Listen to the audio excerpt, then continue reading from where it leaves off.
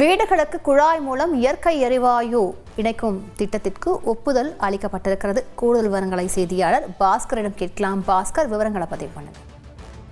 சுற்றுச்சூழலை பாதுகாக்கவும் இயற்கை எரிவாயு பயன்பாட்டை அதிகரிக்கவும் குழாய் மூலமாக வீடுகளுக்கு இயற்கை எரிவாயு வழங்கும் திட்டத்துக்கு தமிழக அரசு அனுமதி கொடுத்திருக்கிறது.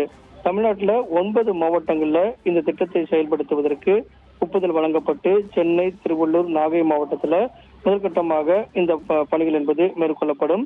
சென்னை மற்றும் புறநகர் பகுதிகள் நீலாங்கரை, திருவான்மியூர், அடையாறு, சேப்பாக்கம், ராயபுரம், தண்டையார்பேட்டை, திருவொற்றியூர், எண்ணூர் ஆகிய இடங்களில் குழாய் அமைக்கும் பணிக்கு தமிழ்நாடு கடற்கரை ஒழுங்குமுறை மேலாண்மை ஆணையம் அனுமதி கொடுத்திருக்கிறது. மொத்தமாக 466 கிலோமீட்டர் நீளத்துக்கு குழாய்கள் அமைக்கப்படும். இதில் 260 கிலோமீட்டர் கடலோர மண்டல ஒழுங்குமுறை ஆணைய பகுதியில் வருவதன் காரணமாக அதற்கான அனுமதியைத்தான் தமிழ்நாடு கடலோர மண்டலம் ஒழுங்குமுறை ஆணையம் அதற்கான அனுமதி கொடுக்கப்பட்டிருக்கிறது. இதற்காக 48 கோடி ரூபாய் நிதி ஒதுக்கப்பட்டு இந்த பணிகள் என்பது விரைவில் மேற்கொள்ளப்படும். அந்த வகையில் பார்க்கும்போது சென்னை மற்றும் பல்வேறு மாவட்டங்கள்ல இந்த குழாய் மூலமாக எரிவாயு வழங்கும் திட்டம், வீடுகளுக்கே வழங்கக்கூடிய திட்டம் என்பது வரக்கூடிய நாட்களில் செயல்பாடு என்பது பணிகளாக தொடங்கப்பட உள்ளது.